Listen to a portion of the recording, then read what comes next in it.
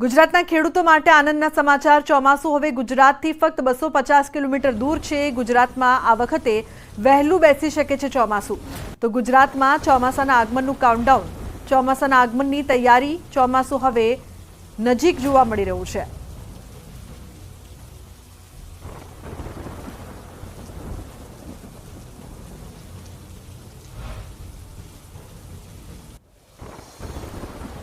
ચોમાસા પહેલા જ વરસાદનું રેડ એલર્ટ। મહારાષ્ટ્ર અને ગોવામાં અત્યંત ભારે વરસાદની સંભાવના છે। તો મહારાષ્ટ્ર, ગોવા તથા કર્ણાટકમાં રેડ એલર્ટ છે। જોરદાર પવન સાથે મેઘરાજાએ બોલાવી શકે છે બગડાટી। મધ્ય મહારાષ્ટ્ર, કર્ણાટકના દરિયાકાંઠામાં રેડ એલર્ટ છે। તો કોંકણ અને ગોવામાં પણ વરસાદનું રેડ એલર્ટ જોવા મળી રહ્યું છે। 11 જૂન સુધીમાં વરસાદનું રેડ એલર્ટ છે। 50 કિલોમીટરની ઝડપથી ફૂંકાઈ શકે છે પવન। એક જ દિવસમાં 8 ઇંચથી વધુ વરસાદ ત્રાટકવાની સંભાવના છે।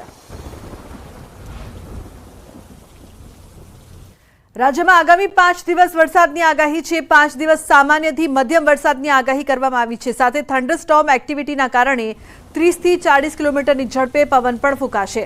તો મહત્વનું છે કે આજથી 13 જૂન સુધી સૌરાષ્ટ્ર, મધ્ય અને દક્ષિણ ગુજરાતમાં પડશે વરસાદ। આજે ગીર સોમનાથ, અમરેલી, ભાવનગર, પંચમહાલ, દાહોદમાં પડી શકે છે વરસાદ। તો વડોદરા, છોટાઉદેપુર, નર્મદા, ભરૂચ, સુરત, તાપી અને ડાંગમાં પણ વરસાદની શક્યતા છે।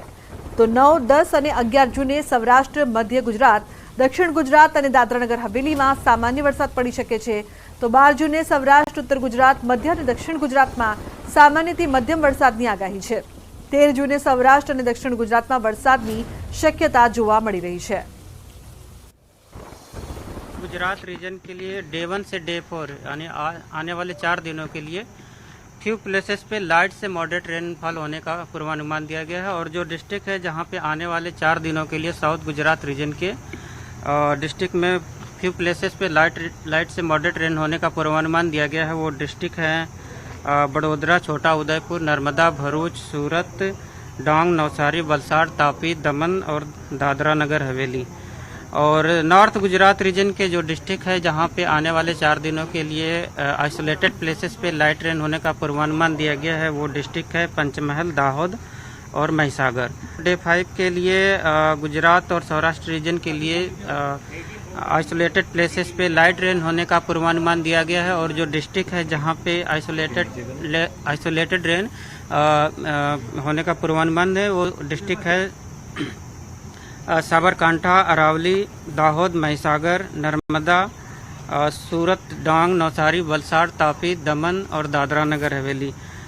और सौराष्ट्र रीजन की बात करेंगे तो सौराष्ट्र और कच्छ रीजन के लिए जो डिस्ट्रिक्ट है जहां पे आइसोलेटेड प्लेसेस पे लाइट रेन होने का पूर्वानुमान दिया गया है वो डिस्ट्रिक्ट है अमरेली, भावनगर, गिर सोमनाथ, बोटा, दीव।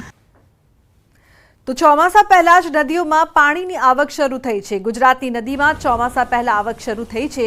છોટાઉદેપુરની સાપણ નદીમાં આવ્યા છે નવા નીર। ક્વાંટની ઉમઠીની સાપણ નદીમાં નવા નીર આવ્યા છે। ક્વાંટ અને ક્વાંટ તેમજ ઉપરવાસના મધ્યપ્રદેશમાં ભારે વરસાદને પગલે સાપણ નદીમાં નવા નીર આવ્યા છે। ચોમાસા પહેલા જ ક્વાંટના ઉમેઠી ગામની સાપણ નદી વહેવા લાગી છે।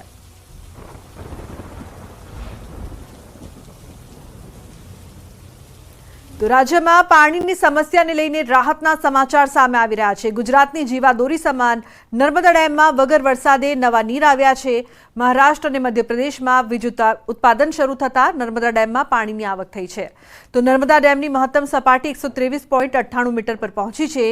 ડેમની મહત્તમ સપાટીએ જે દરવાજા બેસાડવામાં આવ્યા છે તે 121.92 મીટર છે, જ્યારે ડેમની મહત્તમ સપાટી 138.68 મીટર છે। હાલ નર્મદા ડેમમાં ઉપરવાસમાંથી 94,000 ક્યુસેક પાણીની આવક થઈ રહી છે, જેને લઈને ગુજરાત માટે મેઇન કેનાલમાં 20,000 ક્યુસેક પાણી આપવામાં આવી રહ્યું છે। ત્યારે ચોમાસામાં નર્મદા ડેમ તેની મહત્તમ સપાટી પર ઝડપથી પહોંચશે તેવા એંધાણ વર્તાઈ રહ્યા છે।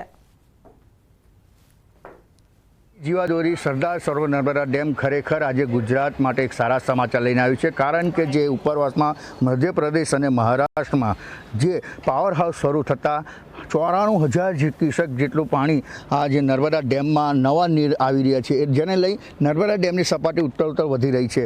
ખાસ વાત કરીએ તો હાલ જે ઉનાળા જે ચાલી રહ્યો છે અને ઉનાળા પૂર્ણ થવા આવ્યો છે અને ચોમાસું બેસશે, પરંતુ હાલ ઉનાળાના 41 થી 45 જેવા ડિગ્રી તાપમાનમાં પણ સરદાર સરોવર નર્મદા ડેમમાં પાણીની આવક થતાં નર્મદા ડેમની જે મહત્તમ સપાટી જે છે 121.92 મીટર તે વટાઈ ચૂકી છે. અને હાલ તમે જે ન્યૂઝ 18 ગુજરાતી પર જોઈ શકો છો એક્સક્લુઝિવ દ્રશ્યો કે જે એના દરવાજા છે એ દરવાજા લગોલગ પાણી આવી ચૂક્યું છે, કારણ કે 123.98 મીટરે નર્મદા ડેમ પહોંચ્યો છે અને ઉપરવાસમાંથી 94,000 ક્યુસેક પાણીની આવક થઈ રહી છે. એટલે કહી શકાય કે જે આવનારા દિવસોમાં જે મહત્તમ જે ડેમની સપાટી છે 138.68 મીટર જે સર કરશે.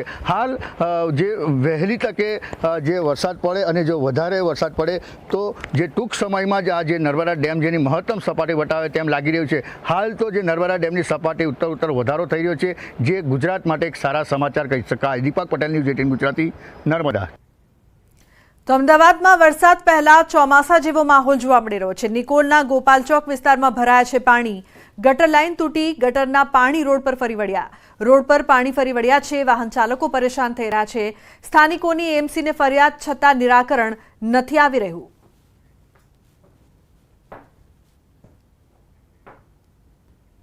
સમાચારનો પ્રવાહ યથાવત રહેશે. હાલ રોકાઈશું એક બ્રેક માટે. આપ જોતા રહો ન્યૂઝ 18 ગુજરાતી.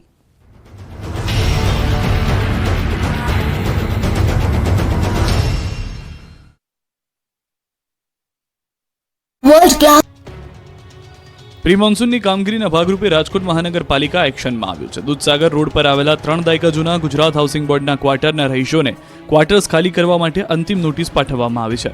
સાથોસાથ નળ કનેક્શન, વીજ કનેક્શન તેમજ ભૂગર્ભ ગટરના કનેક્શન પણ કાપી નાખવામાં આવ્યા છે. 50થી વધુ બ્લોકમાં રહેતા 696 જેટલા ક્વાર્ટર્સ જર્જરિત થઈ ચૂક્યા છે. જોકે ક્વાર્ટર્સ ધારકોને 2016થી નોટિસ ઉપર નોટિસ પાઠવવામાં આવતી હોવા છતાં કોઈ પણ જાતના હકારાત્મક અભિગમ દાખવવામાં ન આવતા આખરે કડક વલણ દાખવવામાં આવ્યું છે. ચોમાસું નજીક છે ત્યારે તમામ લોકોનું ત્યાંથી સ્થળાંતર કરવું જરૂરી છે, જેથી કરીને ચોમાસા દરમિયાન બનતી અનિચ્છનીય ઘટનાઓ બનતી અટકાવી શકાય. લાઇટ 70 વર્ષથી હતી નથી અને હવે લાઇટ આવી છે. ન્યૂઝ 18નો ખૂબ ખૂબ આભાર. એટીએનનો ખૂબ આભાર માનું છું ને એમને ધન્યવાદ આપું છું. ગુજરાતના ગામડે ગામડે 24 કલાક વીજળી મળી રહી છે, પરંતુ અત્યાર સુધી પાટણના રાધનપુર તાલુકાના ડામરકા ગામે વીજળી પહોંચી ન હતી. ડામરકા ગામમાં આઝાદીના એટલા વર્ષો પછી પણ અંધારપટ છવાયેલો હતો. આધુનિક જીવનમાં ગામ લોકોને લાઇટ એટલે શું તેની પણ ખબર ન હતી. જોકે ન્યૂઝ 18ના અહેવાલ બાદ ગામમાં અજવાળું પથરાયું. ડામરકા ગામમાં તંત્રને તાત્કાલિક વીજ પુરવઠો પૂરો પાડવા માટે વીજ મીટર લગાવવાની ફરજ પડી. આજે ગામમાં ઘરે ઘરે મીટર લગાવવાથી લાઇટ આવી જતા ગામમાં અજવાળું પથરાયું છે અને ગામ લોકોના ચહેરા પર સ્મિત જોવા મળી રહ્યું છે. પહેલા ડામરકા ગામમાં લાઇટ ન હોવાથી વિસ્તારના લોકોને અનેક તકલીફો ભોગવવી પડતી અને અંધારામાં જીવન નિર્વાહ કરવાનો વારો આવતો. ગામ લોકોએ વીજળી માટે અનેક રજૂઆતો કરી હતી, પરંતુ કોઈ નિકાલ નહોતો આવ્યો. ત્યારે ડામરકા ગામના લોકોનો અવાજ બનીને ન્યૂઝ 18 ગુજરાતીએ સમગ્ર અહેવાલ રજૂ કરતા વીજ જોડાણની કામગીરી માત્ર 3 દિવસમાં જ પૂર્ણ થઈ હતી, જેથી હાલ ડામરકા ગામમાં અજવાળું પાથરતા ગામ લોકો આનંદમય જોવા મળી રહ્યા છે. સાપુતારામાં કાળા ડિબાંગ વાદળો સાથે વરસાદ વરસ્યો. સાપુતારામાં ભારે બફારા વચ્ચે વરસાદથી વાતાવરણમાં ઠંડક પ્રસરી.